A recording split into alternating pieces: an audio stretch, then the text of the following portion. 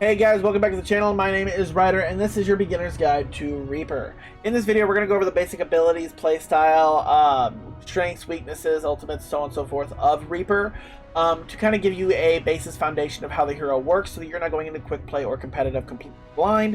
If you're new to the game, it's a good stepping stone foundation to kind of learn and see kind of how the hero works and some tips, tricks, and strengths and weaknesses, things to play into and things not to play into when playing this hero. Keep in mind, this is just a foundation, not a master guide. This is just to get you started. To master heroes in this game, it will take, hours of practice and strategy and learning the different nuances of the hero and how it works. But before we get started, please go down below, hit that like button, smash that subscribe button, ding that notification bell, and please check the description below where I have my link to my Twitch channel where I stream pretty regularly. But without further ado, let's jump into Reaper. So Reaper is a DPS hero, and he is a very deadly one, if I do say so myself. I've put a lot of hours into Reaper, and I know quite a bit about him. First off, he has a passive ability. All damage he deals heals him. So that's the first thing. He's very deadly in that fact. The damage that he deals will come back to him in heals.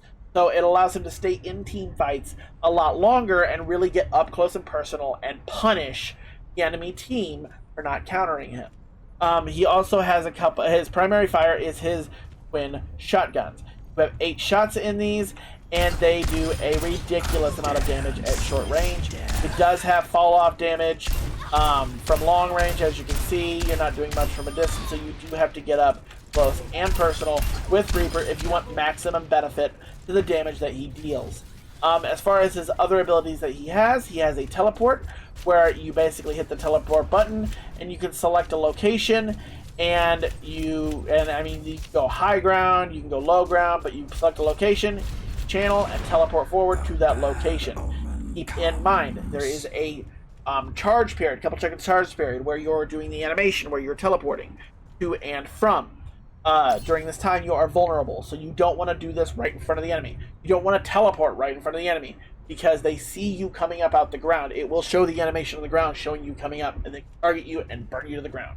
So don't be like, pop, here I am! Don't do that. You're going to get killed. Okay?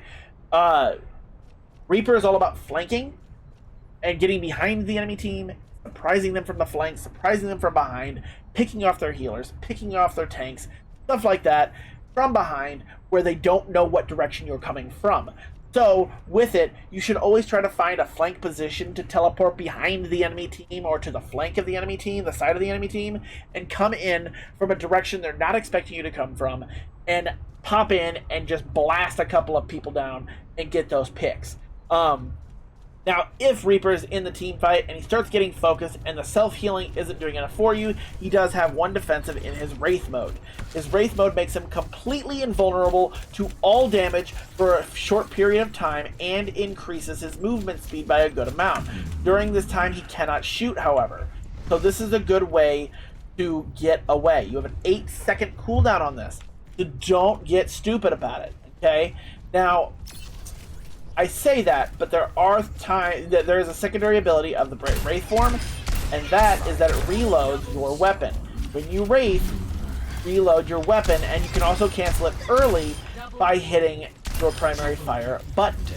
So if you're in the team fight and you're not really being contested and you're just going for pick after pick, you're getting plenty of heals from your supports, you're not in there alone and you're just in the team fight and you just want to keep punishing people, you can just sit there, bow down damage, pop Wraith, pop back out, and just keep firing. I mean, you can just do so much damage in just a short period of time.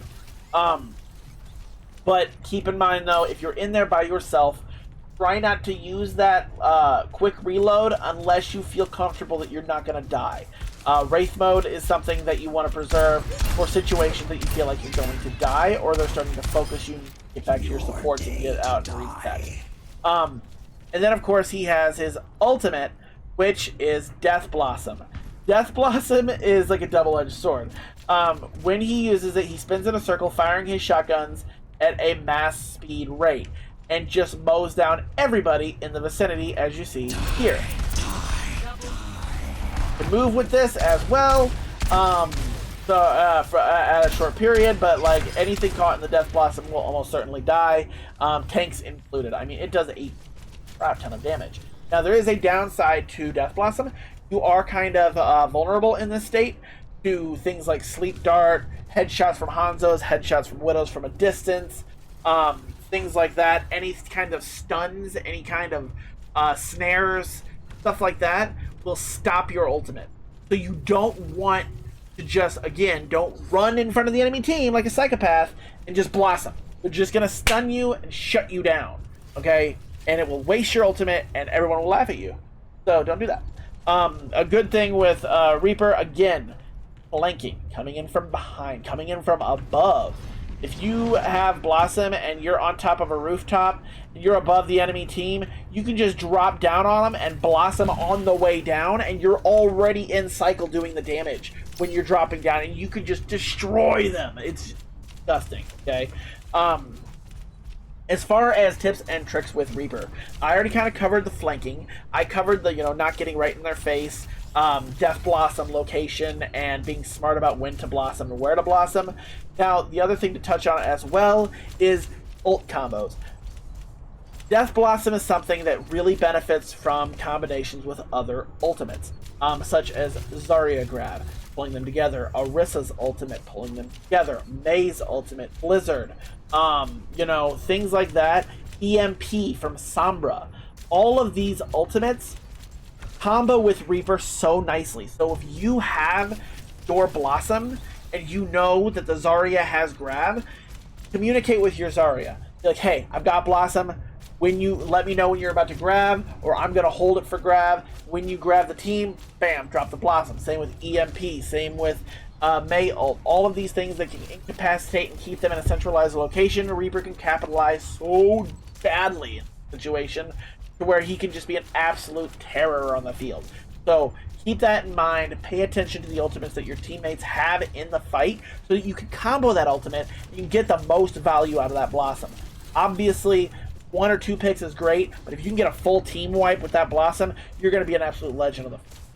Now, as far as strengths and weaknesses with Reaper, pretty straightforward. Strength-wise, tanks, he is the tank buster. He does so much damage at short range that any tank that faces him will not be able to stand up to him with very little exception. Orisa can survive a little bit longer than others. Same goes with like Roadhog because he has self heals. But like when it comes to like a Winston, that's literally just a big target. Reinhardt can kind of fuck with him a little bit, but the hammer does a pretty good amount of damage. But the thing is the swing speed of Reinhardt's hammer is not going to beat the firing speed of Reaper, and Reaper should always beat a 1v1 on a Rein. Like, if not, there's something wrong. He is just the absolute tank buster. So if you're having issues with the tanks on the enemy team, Reaper is definitely a way to go to really shut down that tank. Other things that he's strong against are DPS healers or DPS heroes with low health, as well as supports. He is a support buster just as well. Poor little Moiras, man. Mercies, oh dear God. Baptistes.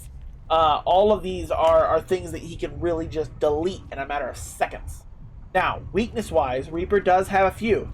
Like I said, he is a close-range hero. He maximizes damage by being as close as possible.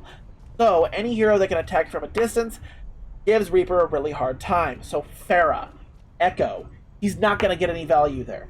If they're playing it right and they're in the air, he's not going to be able to touch them. Things like Widow, Hanzo, both of them, Genji, can kind of be a pain because Reaper's firing rate is pretty slow, and if a good Genji is bobbing and weaving around him, he's not going to catch him. Same goes with Tracer. He's a slower hero. He's not going to keep up with them as easily. You can do it, but a good Tracer or a good Genji will not let a Reaper catch them. Okay? Like, they're going to outpace them every time. Mei can be kind of a challenge for Reaper as well, with the endothermic blaster slowing him. However, he also kind of benefits a little bit against Mei because he can Wraith out of her Blizzard. He can Wraith away from the blaster, but then she can wall up and block his way out. So these are all kind of things to keep in mind when you're playing Reaper. But the main thing I can tell you when playing Reaper is Flank, flank, flank. Don't attack right in their face. Be a shadow. Be an edgelord. Be a shadow from behind, from the side, flank behind them. You should be the one that's not with the team. You should be the one off in the distance, circling around and coming in from behind. When your team's pushing in, you should be coming from behind while they're focused on your team coming from the front line. You should be coming from the back line and dropping their supports, or dropping their tank, or dropping their low DPS, or their lower health DPS. That should be Reaper's job. You should not be charging in the front line with Reaper at any point. It's just not a good idea. You will get destroyed. So, keep that in mind. Also, keep in mind what heroes the enemy team has when you're about to blossom. Namely, Ana. Ana can be the biggest pain in the ass to Reaper that you'll ever see because of Sleep Dart. If you go to Blossom and she Sleep Darts you, everyone's going to laugh at you. So keep in mind that is a possibility. Even if you drop down on the enemy team or you flank in or anything, a good Ana can just Sleep Dart you once and shut your whole ultimate down. So keep that in mind. It might be worth, if they're running an Ana, making sure that Ana is neutralized, or that you neutralize the Ana yourself before you dive in with Blossom. Otherwise, there's a good chance that good Ana will just shut you the right the hell down. But that is your guide to Reaper, guys. If you guys like this video, please like, comment, and subscribe. Check the description down below for the Twitch channel. And I will see you in the next video. Peace out.